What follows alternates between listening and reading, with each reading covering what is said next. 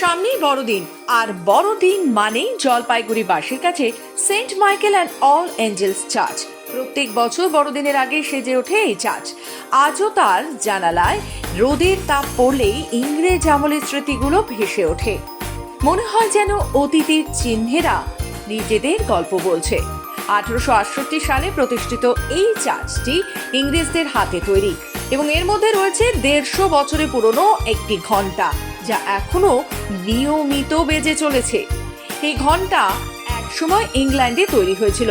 আজও জলপাইগুড়ির আকাশে তার শব্দ শোনা যায়। চার্চের কাচের মধ্যে সাজানো নকশাগুলিও এক ধরনের ইতিহাসের সাক্ষী।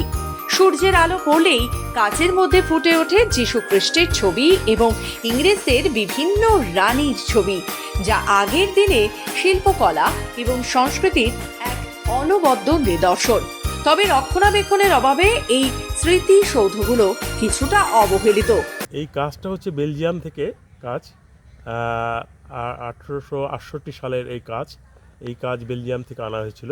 এই কাচের বিশেষত্ব হচ্ছে সূর্যের আলো যখন সূর্য ওঠে তখন এটা ফুটে ওঠে এবং সূর্য অস্ত গেলেই এটা চলে যায় এবং তখন অন্ধকারের কিছুই দেখা যায় না।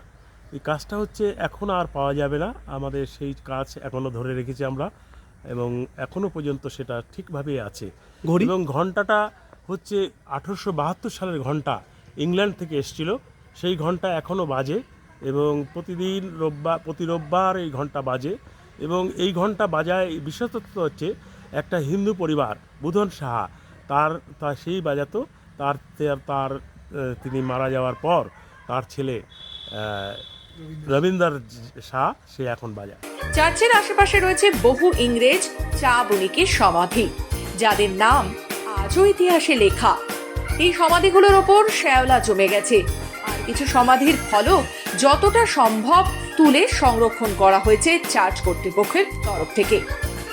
1877 সালে 5 ফেব্রুয়ারি টি প্ল্যান্টার্স ওয়াল্টার আলেকজান্ডার জন থমসনের স্ত্রী শার্লি থমসন মারা যান। তার সমাধি এখানেই রয়েছে। যদিও এই স্মৃতিগুলো অতীতের গৌরবের কথা স্মরণ করিয়ে দেয়, ঐতিহাসিক এই স্মৃতিচিহ্নগুলির যথাযথ রক্ষণাবেক্ষণ প্রয়োজন, এমনটাই বক্তব্য জলপাইগুড়িবাসী সহ বিশিষ্ট মহলের একাংশের। ইংরেজ চা বণিকদের ইতিহাস এবং চার্চ প্রতিষ্ঠাতাদের স্মৃতির মূল্যায়ন এবং সংরক্ষণ করা খুবই জরুরি, যাতে আগামী প্রজন্ম এই ঐতিহ্য সম্পর্কে জানতে পারে বলে মনে করেন জলপাইগুড়িবাসীরা। জলপাইগুড়ি থেকে নিজস্ব প্রতিনিধি রিপোর্ট, খবর বাংলা।